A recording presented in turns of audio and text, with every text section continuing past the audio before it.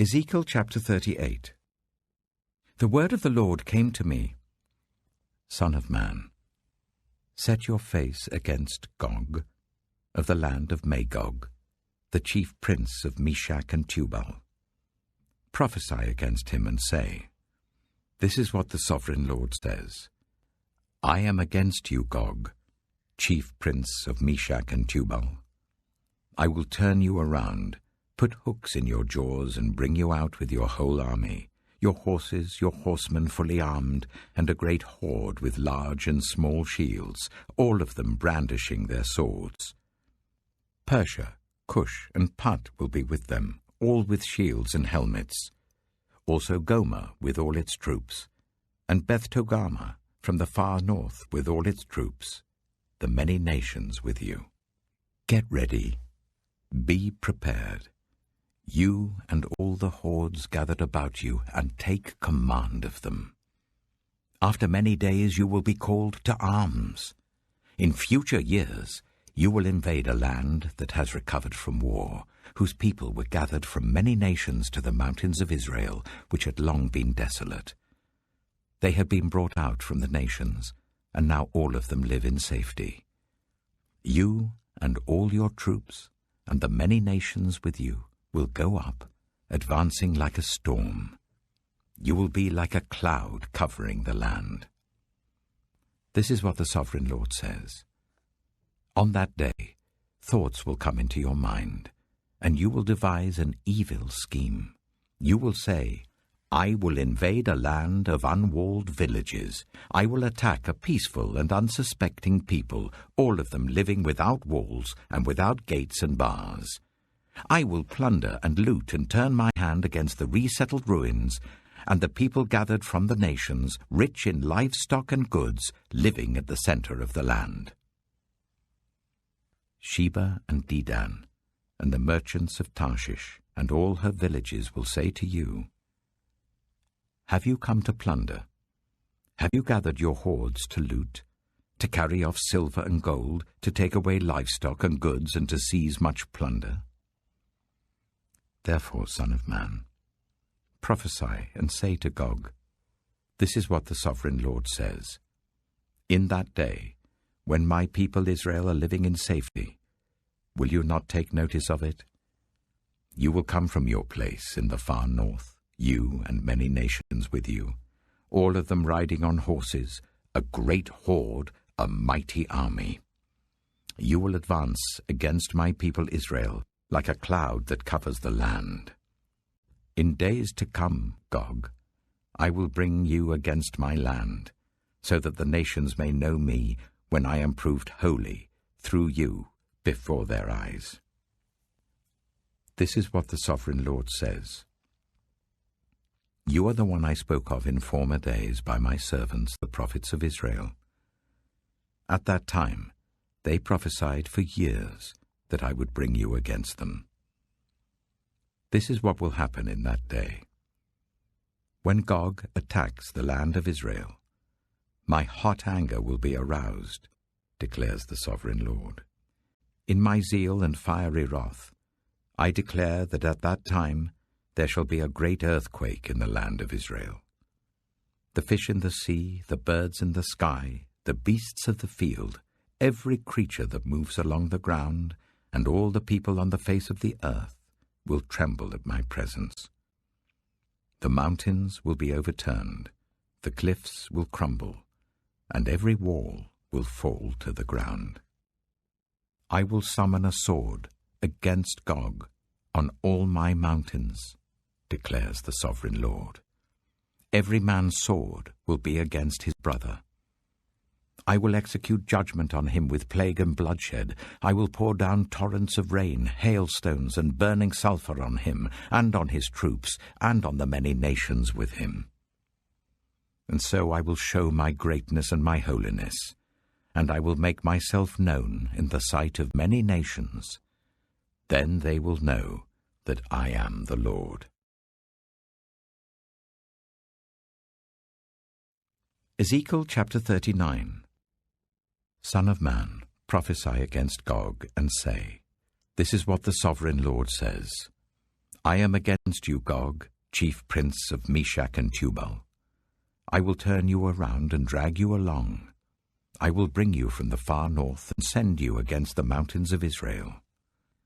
Then I will strike your bow from your left hand, and make your arrows drop from your right hand. On the mountains of Israel you will fall, you and all your troops and the nations with you.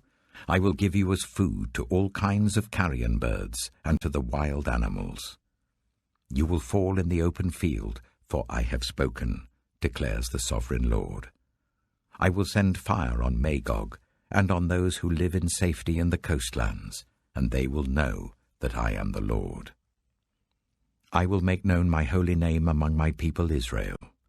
I will no longer let my holy name be profaned, and the nations will know that I, the Lord, am the Holy One in Israel. It is coming. It will surely take place, declares the sovereign Lord. This is the day I have spoken of. Then those who live in the towns of Israel will go out and use the weapons for fuel and burn them up, the small and large shields, the bows and arrows, the war clubs and spears. For 7 years they will use them for fuel. They will not need to gather wood from the fields or cut it from the forests, because they will use the weapons for fuel. And they will plunder those who plundered them, and loot those who looted them, declares the sovereign Lord. On that day I will give Gog a burial place in Israel, in the valley of those who travel east of the sea. It will block the way of travelers, because Gog and all his hordes will be buried there. So it will be called the Valley of Hamon-Gog. For 7 months the Israelites will be burying them in order to cleanse the land. All the people of the land will bury them, and the day I display my glory will be a memorable day for them, declares the sovereign Lord. People will be continually employed in cleansing the land. They will spread out across the land, and, along with others, they will bury any bodies that are lying on the ground. After the 7 months, they will carry out a more detailed search. As they go through the land, anyone who sees a human bone will leave a marker beside it until the gravediggers bury it in the valley of Hamon-Gog, near a town called Hamonah, and so they will cleanse the land. Son of man, this is what the sovereign Lord says. Call out to every kind of bird and all the wild animals. Assemble and come together from all around to the sacrifice I am preparing for you, the great sacrifice on the mountains of Israel. There you will eat flesh and drink blood. You will eat the flesh of mighty men and drink the blood of the princes of the earth, as if they were rams and lambs, goats and bulls, all of them fattened animals from Bashan. At the sacrifice I am preparing for you, you will eat fat till you are glutted, and drink blood till you are drunk. At my table you will eat your fill of horses and riders, mighty men and soldiers of every kind, declares the sovereign Lord. I will display my glory among the nations, and all the nations will see the punishment I inflict, and the hand I lay on them. From that day forward, the people of Israel will know that I am the Lord their God, and the nations will know that the people of Israel went into exile for their sin, because they were unfaithful to me. So I hid my face from them, and handed them over to their enemies, and they all fell by the sword. I dealt with them according to their uncleanness and their offenses, and I hid my face from them. Therefore this is what the sovereign Lord says. I will now restore the fortunes of Jacob, and will have compassion on all the people of Israel, and I will be zealous for my holy name. They will forget their shame and all the unfaithfulness they showed towards me, when they lived in safety in their land with no one to make them afraid. When I have brought them back from the nations, and have gathered them from the countries of their enemies, I will be proved holy through them, in the sight of many nations. Then they will know that I am the Lord their God. For though I sent them into exile among the nations, I will gather them to their own land, not leaving any behind. I will no longer hide my face from them, for I will pour out my Spirit on the people of Israel, declares the Sovereign Lord.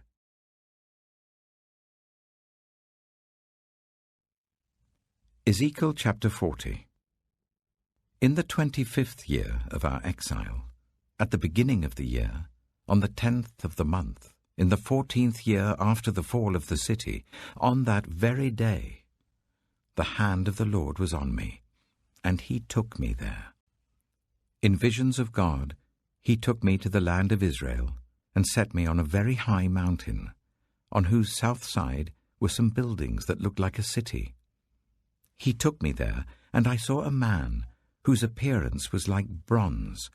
He was standing in the gateway with a linen cord and measuring rod in his hand.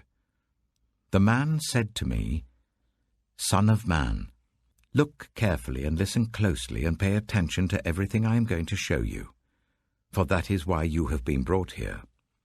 Tell the people of Israel everything you see." I saw a wall completely surrounding the temple area. The length of the measuring rod in the man's hand was 6 long cubits, each of which was a cubit and a handbreadth. He measured the wall. It was 1 measuring rod thick and 1 rod high. Then he went to the east gate. He climbed its steps and measured the threshold of the gate. It was 1 rod deep.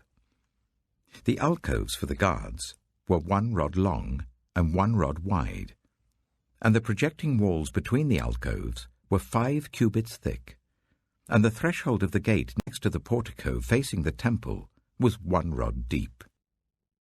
Then he measured the portico of the gateway. It was 8 cubits deep, and its jambs were 2 cubits thick. The portico of the gateway faced the temple. Inside the east gate were 3 alcoves on each side. The 3 had the same measurements, and the faces of the projecting walls on each side had the same measurements. Then he measured the width of the entrance of the gateway. It was 10 cubits, and its length was 13 cubits. In front of each alcove was a wall 1 cubit high, and the alcoves were 6 cubits square.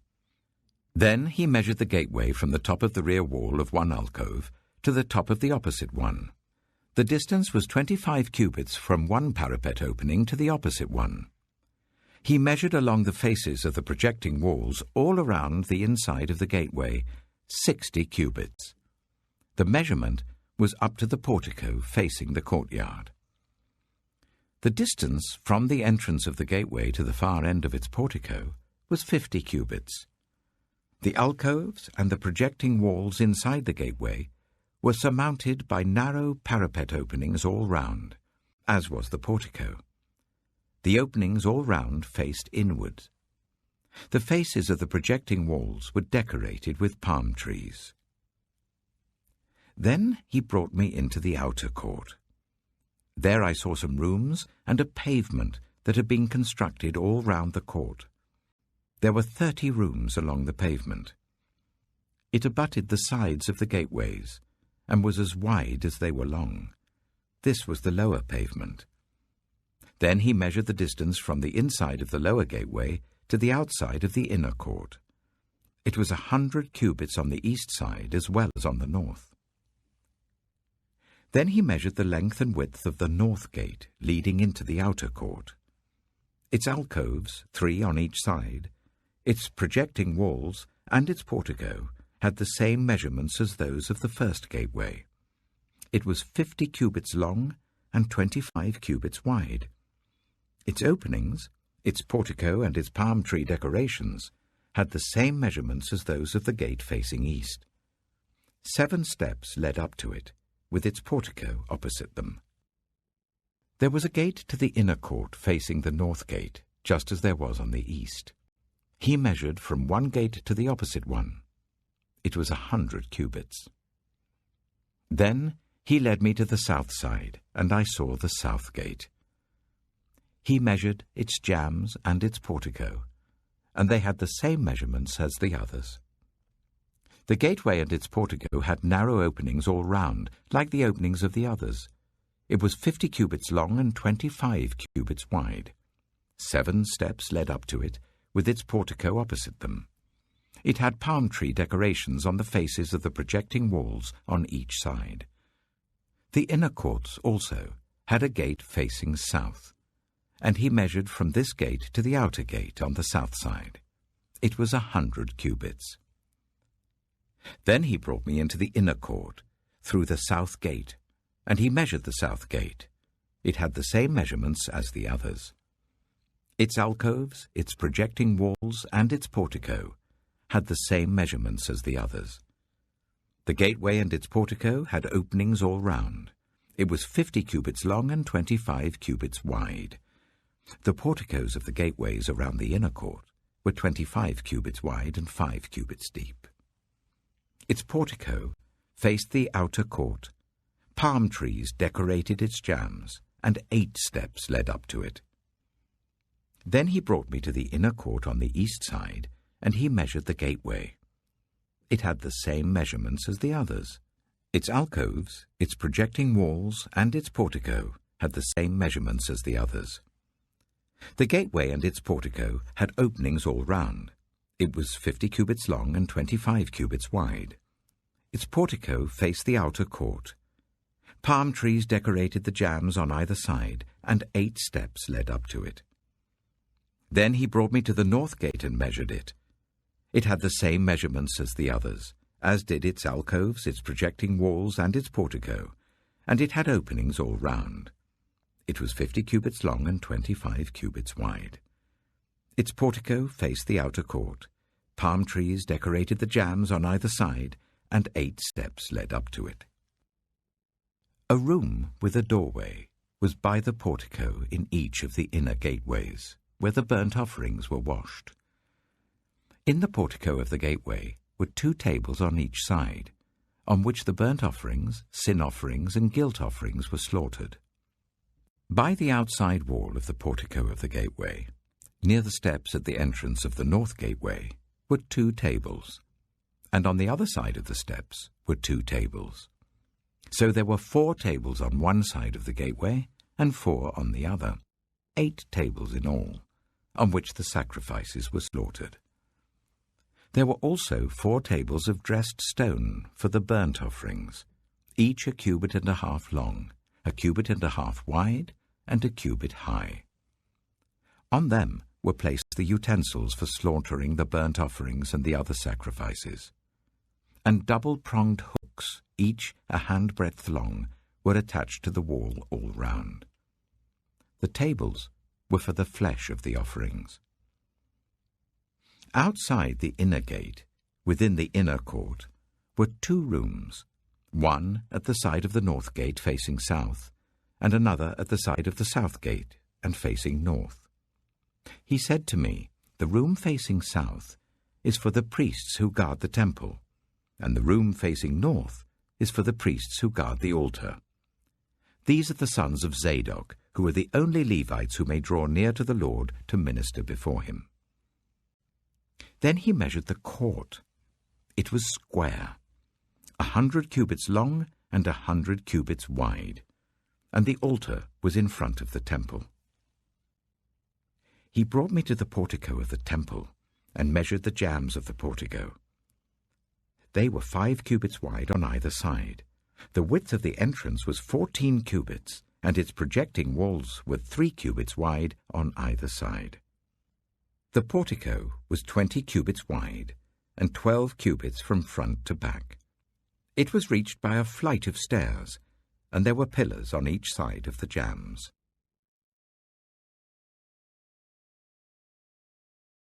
2 John. The elder, to the lady chosen by God and to her children, whom I love in the truth, and not I only, but also all who know the truth, because of the truth which lives in us and will be with us forever. Grace, mercy, and peace from God the Father and from Jesus Christ, the Father's Son, will be with us in truth. and love. It has given me great joy to find some of your children walking in the truth, just as the Father commanded us. And now, dear lady, I'm not writing you a new command, but one we have had from the beginning. I ask that we love one another, and this is love, that we walk in obedience to his commands. As you have heard from the beginning, his command is that you walk in love. I say this because many deceivers, who do not acknowledge Jesus Christ as coming in the flesh, have gone out into the world. Any such person is the deceiver and the Antichrist. Watch out that you do not lose what we have worked for, but that you may be rewarded fully. Anyone who runs ahead and does not continue in the teaching of Christ does not have God. Whoever continues in the teaching has both the Father and the Son. If anyone comes to you and does not bring this teaching, do not take them into your house or welcome them. Anyone who welcomes them shares in their wicked work.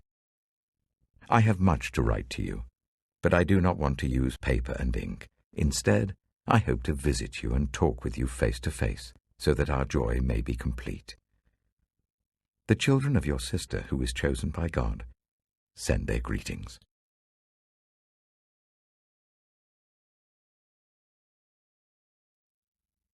Psalm 122. I rejoiced with those who said to me, "Let us go to the house of the Lord." Our feet are standing in your gates, Jerusalem. Jerusalem is built like a city that is closely compacted together. That is where the tribes go up, the tribes of the Lord, to praise the name of the Lord according to the statute given to Israel. There stand the thrones for judgment, the thrones of the house of David. Pray for the peace of Jerusalem. May those who love you be secure. May there be peace within your walls and security within your citadels. For the sake of my family and friends, I will say, peace be within you. For the sake of the house of the Lord our God, I will seek your prosperity.